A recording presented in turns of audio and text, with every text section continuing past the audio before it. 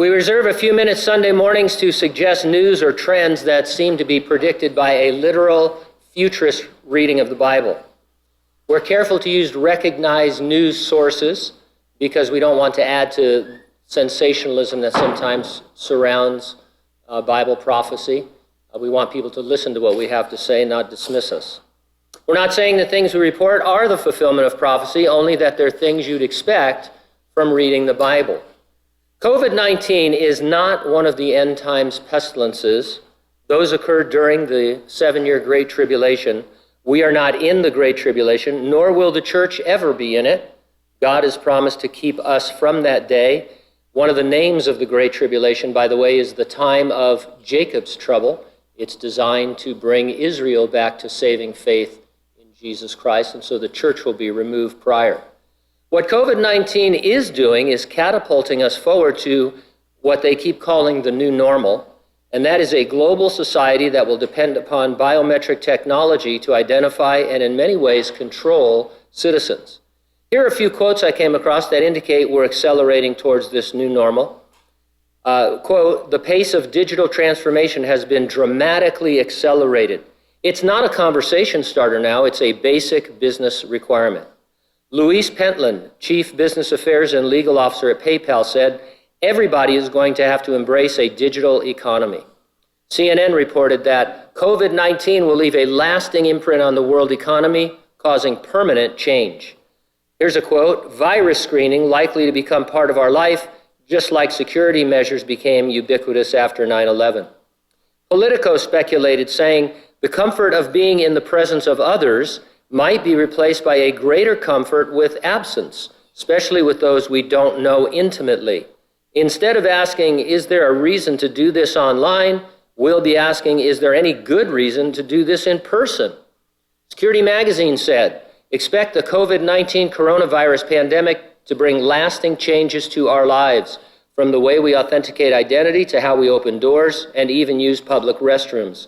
If there's a theme among these changes, it is that they will favor contactless solutions." Here's a quote, "Though the science behind the effectiveness of masks is far from exact, living through the pandemic will undeniably alter Western attitudes about masks as well as our government's policy. And as the memory of COVID-19 becomes permanently enmeshed with the national psyche, masks are likely to become a fixture of our post-pandemic world." September 16 article was titled, "Doors Won't Open at Some Fresno Businesses Until Devices Screen You for COVID." Here's some excerpts.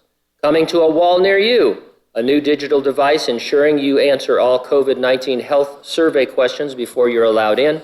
Several local businesses and a school have already jumped on board. Northwest Fresno Company On Display went live Wednesday with their new digital health survey.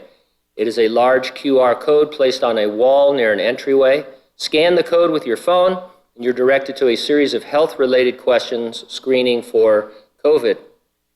From there, you may also have to get your face scanned by a digital scanner. The machine will tell if you have a fever or if you need to put on a mask. If you need a mask, a digital voice will even tell you, please wear a mask."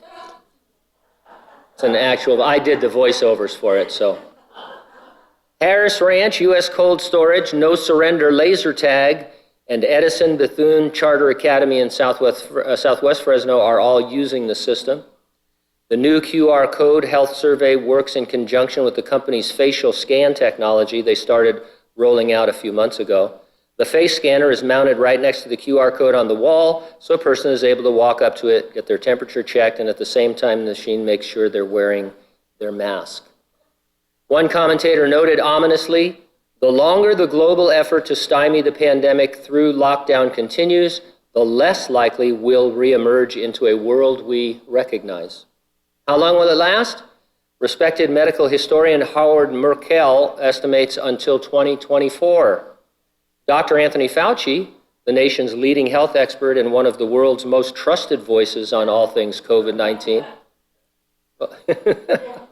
maybe not here, but other places. He said, if you get a vaccine into 2021, throughout the year, I believe by the end of 2021, we will be as good as back to normal as we possibly can. But he further qualified his prediction, saying, besides the vaccine, there must be uniform and universal wearing of masks, physical social distancing, avoiding crowds, outdoor things always better than indoor things, washing hands as often as you possibly can, staying away from bars. Let that be a warning to you. Here in the Golden State, our governor noted that his new reopening guidelines have no return to normal. We don't put a green tier because we don't believe that there's a green light that says go back to the way things were, back to a pre-pandemic mindset. So we might not be in the apocalypse, but we're in the post-pandemic mindset. The new normal is a global society and economy with less autonomy, less freedom, less privacy, in which everyone is identified using biometrics. And it sounds exactly like what prophecy teachers have been talking about for decades, coming out of the island of Patmos and the Apostle John. He saw a world like that, where everybody would be identified and conduct all their business by some kind of personal identifier, and where the government would end up with complete control over a person's life, whether you can enter or exit buildings, whether you can buy or sell. 2,000 years ago. We believe the resurrection and rapture of the church is imminent. It could happen any moment. Nothing needs to happen before it. It will definitely happen, as I said, before the tribulation. Jesus is coming, he said, in the clouds, and he'll raise the dead believers of the church age. He'll then transform the bodies of living believers to glorified resurrection bodies. We join him in heaven while the earth endures one final 7-year campaign of severe evangelism as the Lord seeks to draw men to himself. The question we ask each week is this: are you ready for the rapture? If not, get ready and stay ready and keep looking up, because ready or not, Jesus is coming.